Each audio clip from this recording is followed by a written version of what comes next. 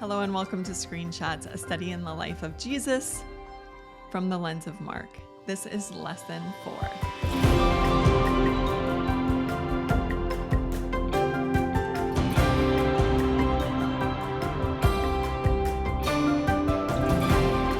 We are picking up today at Mark chapter 3, beginning at verse 1. Another time, Jesus went into a synagogue and a man with a shriveled hand was there. Some of them were looking for a reason to accuse Jesus, so they watched him closely to see if he would heal him on the Sabbath. Jesus said to the man with the shriveled hand, "Stand up in front of everyone." Then Jesus asked them, "Which is lawful on the Sabbath, to do good or to do evil, to save life or to kill?" But they remained silent. He looked around at them in anger and, deeply distressed at their stubborn hearts, said to the man, "Stretch out your hand." He stretched it out, and his hand was completely restored. Then the Pharisees went out and began to plot with the Herodians how they might kill Jesus. Okay, so we're told now exactly who the them was. Who are these people who are looking for a chance to accuse Jesus? The Pharisees.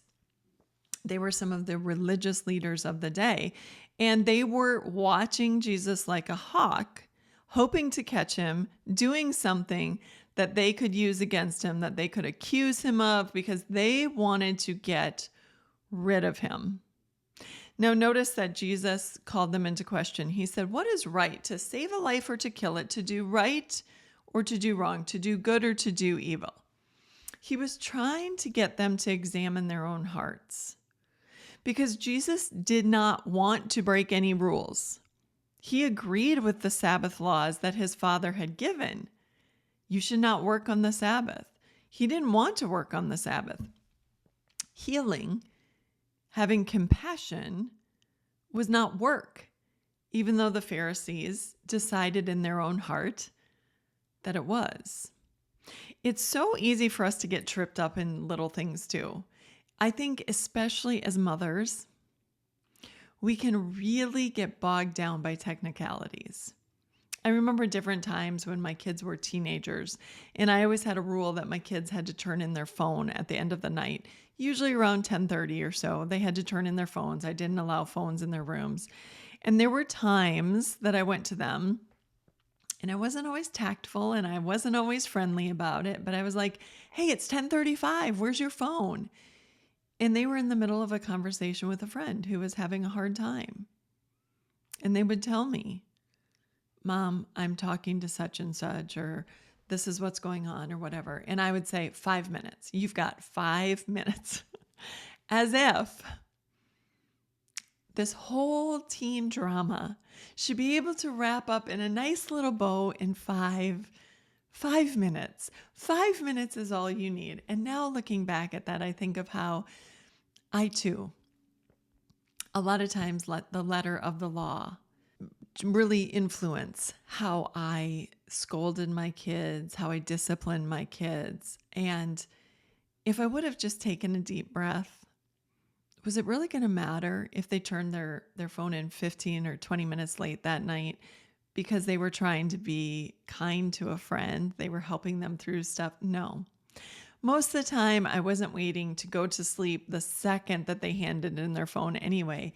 It was just that I wanted them to know that they couldn't have their phones in their room at night. And I was being very, very much like the Pharisees. Now, let's talk about anger. Jesus got angry at the Pharisees. He was distressed at their stubborn hearts. Jesus was standing right in front of them. He was healing people. He, in other cases, would be teaching people, and they missed all the good stuff. They missed all the good stuff because their hearts were so bent on thinking that Jesus was breaking the rules. And because they were so bent on that, they were missing the good things. Just like when my children were talking to a friend and I was getting on them for turning on their phone, I was missing the kindness in their heart that was leading them to want to help a friend, even if it was 10:35 at night. Jesus was angry, but it's important to note that just becoming angry isn't a sin. So in fact, the Apostle Paul said in Ephesians 4:26, in your anger, do not sin. Too often it's what we do when we're angry that is a sin. So if you lash out, if you call names, if you belittle people, if you do anything that causes harm, like hit somebody, if you call people names, if you make rash decisions in your anger, that's when the sin comes in. But just being angry is not sinful. Anger is an emotion, and it clues us into something going on within us. Now, I have to caution here. It's easy to become angry, and it's important that we keep an eye on when we're becoming angry, because sometimes it just shows us what our annoyances are. So, for instance, if our children do not do the chores in the time frame that we want, or the way that we want, or what have you, and we get angry about it, that's more of an annoyance on our part. So for instance, there are all kinds of different ways to fold clothes. Some people fold clothes, this way, and some people fold clothes that way. If I've asked my children to fold the clothes and they've done it, but they haven't done it the exact way that I want them to do, not because it's right or wrong, strictly because I prefer my clothes to be folded this way. If I'm becoming angry, I'm the petty one. That should indicate to me that, you know what, you're kind of feeling entitled here. Your annoyance at them is not because they're doing something quote unquote wrong. It's because they're doing something other than your preference. If they're helping you, maybe that should be good enough. So I think we have to be careful about taking note of when we're becoming angry. It's so easy to say, oh, this is a righteous anger. We should be angry about this. There are times, yes, when children are being abused, when there are discrepancies with things, when justice is not being served, when people are being taken advantage of, you bet we should be angry. But there are also times that our anger indicates that we're just feeling like we're a little better than someone else and our way is best. So it's really important with anger to take note of it and to become aware of what's causing the anger so that we can evaluate if it's good anger or if it's something that we need to work on. Okay, moving on from there. So this is Mark chapter 3 at verse 7. Jesus withdrew with his disciples to the lake, and a large crowd from Galilee followed. I'm going to stop right here because Jesus, we're going to find, often withdraws when the Pharisees, when the teachers of the law, when the Sadducees, when there are religious rulers who are plotting against him or starting to come against him or showing their displeasure of him, he often withdraws. Why? He did because he was on his Father's time frame, not theirs. They were at the end of this first little section, by verse 6 in Mark chapter 3, they were plotting to kill Jesus. And Jesus wasn't ready to die, not because he just wasn't ready, but because he had a whole lot of work to do. His Father, the Holy Spirit, they had all determined that there would be so many things to do. He was going to talk to different people. He was going to heal certain people. He was going to tell people about the kingdom of God. And Jesus wasn't about to die until his time to die had come. And so when things got heated with him and the religious leaders, he often withdrew. Is that a good course of action for us? Maybe. Maybe it is, maybe it's not. Okay, let me just throw out a couple things so that we can examine it in our own lives. It's not good to run from discussions, from arguments. It's not good to stomp off saying, you always do this or whatever, and refuse to have conversations with people. It's not good to avoid conversations that could lead to better understanding. When two people meet and say, I wanted to point this out about you, or something that you do has hurt my feelings, or I've noticed that you've been doing this and I'm concerned. That's one thing. There is such a thing as when there is a situation that has really become emotionally charged, there are times that the best thing that you could do is withdraw just for a little bit, for a limited time, in order that everybody cools off. When we were raising our children and they were small, we had 4 children in 8 years, and there were some really chaotic times. And there were some days that the kids were just crazy and cranky, and I was losing my mind and didn't always do the best at figuring things out. But there were times that the house was very loud, and my husband would often disappear during those times, and it drove me crazy because I thought, at the very time that I need him to step in and take charge and to make this child do this and make this child do that and tell me to relax, he disappears. And one day I followed him downstairs where he was laying on our bed, and I said, how can you do this to me? Everything's nuts up there, and you come and you hide down here. And he very gently looked up and said, Amber, I thought the best thing I could do right now is come down here and pray. Okay, that helps. All I needed to know is that you were going to go ask the Lord for an extra dose of patience for you, that I would have a little wisdom as to how to deal with these kids, that the kids would all settle down a little bit. That I respected. Once I knew that about my husband, that when things get heated and crazy, his resort is to go pray for a little bit, then I'm fine with it. You go pray. That actually is a really beautiful thing to do. To say, I'm a little discombobulated right now, I need to go to you, Lord, so you can center me, makes total sense to me. That is not the same as running away from a problem or refusing to deal with a problem. Because most of the time, after my husband got done praying, he would take a breath and he would come upstairs and he would help me out. So that's not the same as not dealing with things. It is so important when we have a problem with someone that we do what the Bible suggests that we do, which is, if your brother sins against you, go to him, just between the two of you, and tell him what he has done. I would say too, the sooner the better. And this is why. A lot of times people don't understand what they've done that have hurt your feelings so much.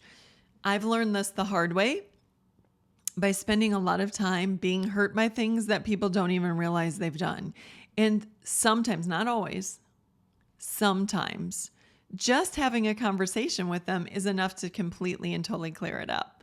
So when I go back and I say, hey, when you said this or when you did this, you made me feel like this. And then they can, oh, wow, sorry. I did not intend that to be that way. I said that wrong. What I was hoping for is that we could, whatever. That's a totally different thing. But there are also times that what was said and the way I took it is exactly how it was intended. Even so, I found that extremely helpful because now I know what the other person is feeling. And even if they're not feeling or thinking kindly about me, I know that about them. I have learned something through the process of going to them and talking to them. And I am so grateful to know now where I stand.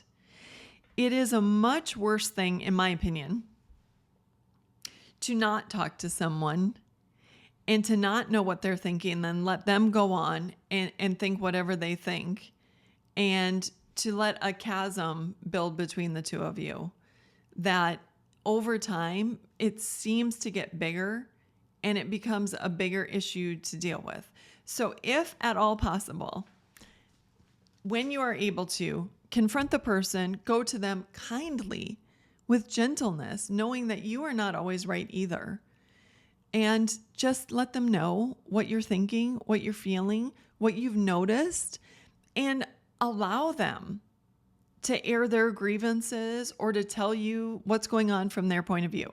Now, there are times that we are dealing with people who are not going to change, who don't care what we are thinking or feeling, who don't care if they hurt us, who have their own agenda and are going to do things their own ways. And when it comes to that, there may be a time that, quite honestly, the best course of action is to withdraw.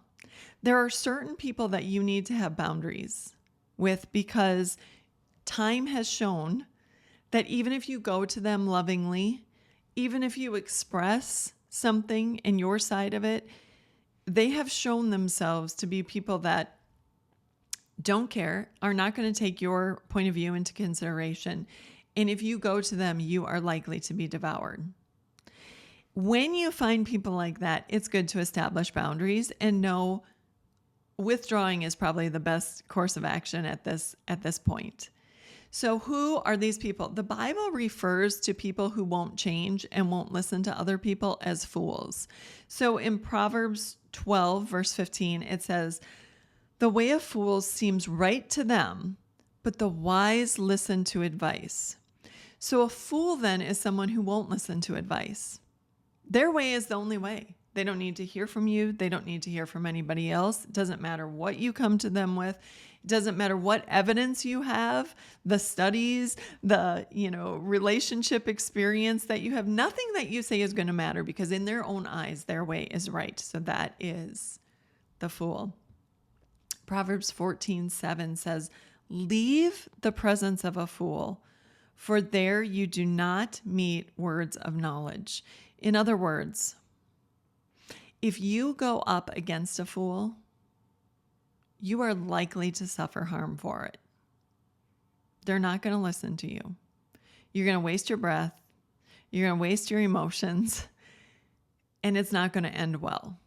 So what do? So what if that is your boss or a neighbor who you have to share a yard with, or a relative that you need to be involved in their life for whatever reason, but they're not going to change? So withdrawing completely is not an option. What do you do then? First, pray. Commit this situation to the Lord. Ask for his help. Ask for wisdom. I love the passage from James that says, "If any of you lacks wisdom, he should pray and ask God for it, who gives generously." I know that when I go to God and I pray for wisdom, he wants to give it to me, and he will give it to me. It's not always what I want to hear, but sometimes it's what I need to hear. Another thing I've noticed is that when you have someone in your life who is not going to change, sometimes the best course of action is to have a mediator or a third person. So there are certain people in my life that I can't talk to. I know if I go to them and say something, they're not going to listen to me. The good news is I also know somebody who they will listen to. So when push comes to shove and I really do need to communicate with them because of X, Y, and Z, and this is my responsibility, and I need to make sure that they understand that this is what's happening and this is the reason, whatever, I can go to the person who they will listen to. And I can say, I need him to know that this is what's happening and this is why. And then the mediator can go back and forth between the two. So you pray. If it's at all possible, you establish a mediator. And sometimes there's just time that you have to just swallow your pride and go and communicate with the person, even if you know that they belittle you, that it's not going to go well. There are just some times and some things that have to be done that you're going to have to go do it, but know who you are. Know that you go in love and in kindness, that you are a child of the Lord, and that you will do what you need to do and say what you need to say, and then leave the rest to the Lord. That's the best way that I know to do it. Okay, so going on. When they heard about all he was doing, who? The people. The people followed Jesus from all over Galilee.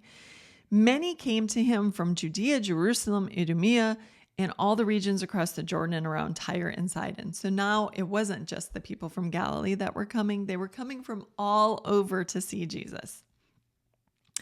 Because of the crowd, he told his disciples to have a small boat ready for him to keep people from crowding him. For he had healed many, so that those with diseases were pushing forward to touch him.